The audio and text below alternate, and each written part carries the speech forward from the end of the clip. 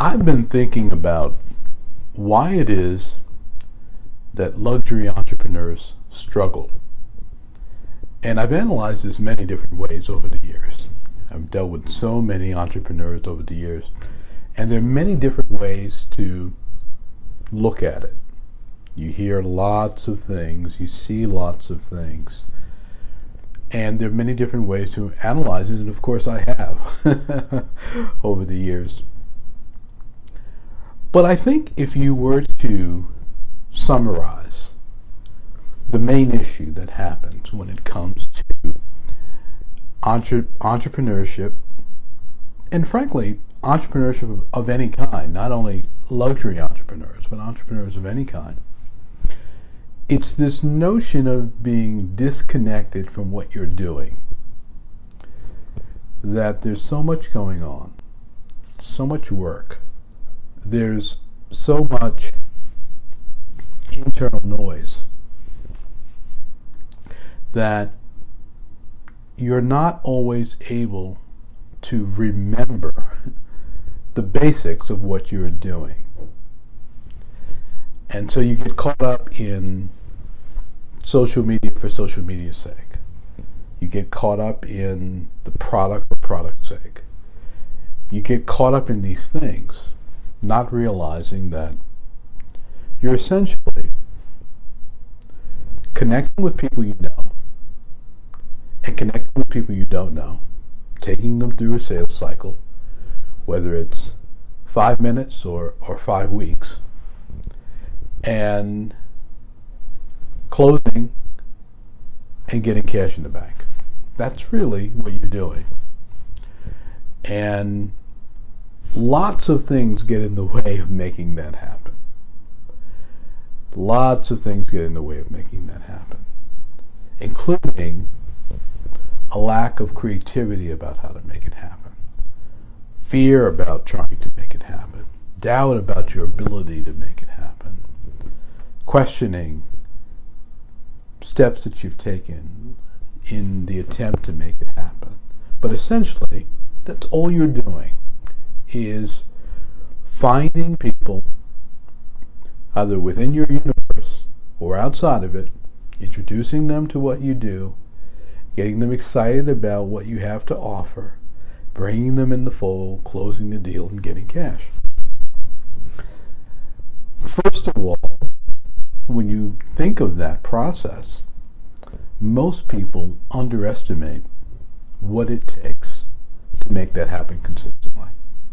What it takes to grow your business to a point where you have a system where that's happening all the time. And I see so many folks go into entrepreneurship and they know that there are some challenges in making things happen and getting it done. But I don't think they realize how many challenges surface that they just didn't anticipate it, how long certain steps might take. I've had people who go through my programs who've said to me, I just didn't think it was going to take this long. They think they can do a PowerPoint, they think they can just tell people that they have something for sale, they can put up a website, they can put some things on social media and people are going to flock, and that is, of course, not the way it happens. So among many things, there's this idea of getting distracted from what you're doing. And so the question is, always, do you have a plan? Do you have a plan to drive your business every day? Are you focused on the right things? Are you prioritizing the right things? Are you following through, following up? This is what a plan is. And that plan should ultimately be really clear. It reminds me of if you were putting together a gathering at your home and you were going to invite certain people and this party was going to take place in a few weeks. The way you would approach that would be definite, it would be pragmatic, it would be actionable, and that's the same way you have to approach your business. Who am I inviting? You invite them. Are you coming? You haven't responded to my invitation. It's going to be great. We're going to have a beautiful menu. I'm going to introduce you to some people while you're there or here. And you would follow up with those individuals. If the person says, I want to bring someone, okay, you're going to add someone to your list. And so it's a very focused activity. When you're running a store, you're running a site, you're running a business, it doesn't seem that way because you've got these things in between you and the client. And the thing you want to do is to remove, at least psychologically, the barrier between you and the client. And think of those things, whatever it is, your Shopify site, your website, your Instagram, whatever it is. Think of that as having to produce people at the party. Having to get people at the party. And so you're approaching it a little differently. You're more results driven. And this is one of the issues associated with being an entrepreneur. It's making sure that you are results driven. That you're not caught up in pretty pictures, you're not caught up in the idea of doing it. You're focused on getting people to the party. And what happens for many people is they just simply do the obvious. The obvious is, okay, I need to set up my site, and I need to, the things that everyone loves to do. They like to get their logo and these sorts of things.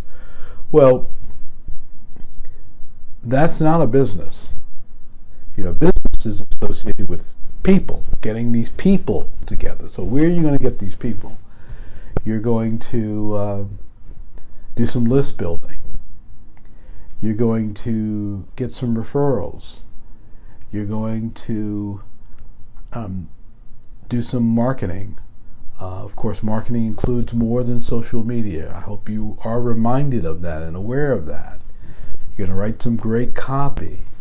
You're going to follow up. But you're also going to look for opportunities. You're going to be really pragmatic.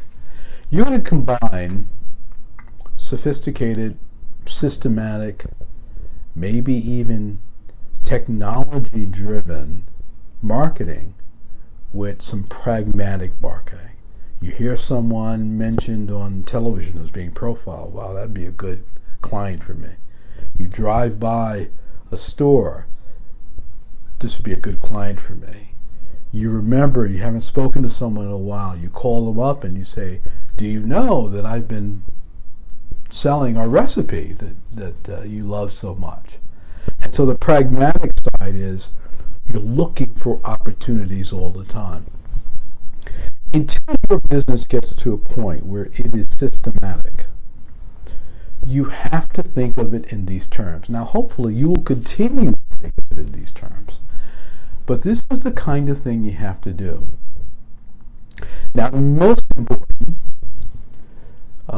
or equally important, I should say, is making sure that you're getting people to the party, is making sure that you are aiming your efforts at the right people. One of the big mistakes I see in luxury businesses, the idea that they're marketing, but to whom? I talk to entrepreneurs in the luxury category, and they have no notion of finding affluent and wealthy clients, finding people with high levels of disposable income, finding people who have proven that they will buy the product or service that they offer. And so this is a big gap. And let me also add the idea of putting a budget to it. I could do a video called Broke in Luxury, because I run into so many people who, I'm going to do this luxury thing, or I'm doing this luxury thing, and they have no budget, which is a nice way of saying they're broke. So you have to put money to it. You have to invest money in your business. And it's got to go beyond the product or service that you offer. It's got to go beyond the obvious.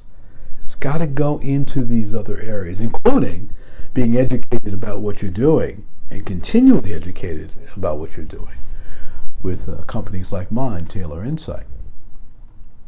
These are the elements that make the business work. And you have to communicate to the right people. You have to communicate consistently. You have to follow through. You have to nurture. And you have to do that with the idea of getting results. Not just being there. Not just being present. Getting results. And yes, it's going to be harder than you anticipated. But when you figure out how to do it, that system will become stronger and stronger. So, yes, accept the fact that it's going to be challenging. Accept the fact that if you are already in business, you're going to zig and zag. But don't get disconnected from what you're doing. That is why luxury entrepreneurs struggle. Now, this is one way of analyzing it and one way of talking about it, but I also offer a free report called 6 Mistakes Made by Luxury Businesses and How to Correct Them. And I want you to have it. And you can get it at my website. That's andretaylor.com.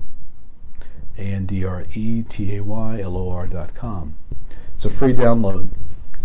It's an extensive report, and it will help you right away because it will outline for you, or it does outline for you, 6 reasons why I have seen luxury businesses struggle, or 6 mistakes that luxury businesses make. So make sure you go to my site, download the report, take stock of what we've talked about here. Of course, make sure you subscribe to my channel, make sure you like this video, make sure you share it with someone that you know, someone that would benefit by it, and make sure you return because I have a lot more coming. Download the video, 6 Mistakes Made by Luxury Businesses and How to Correct Them at andretaylor.com. Subscribe to my YouTube channel here, and I'll see you next time.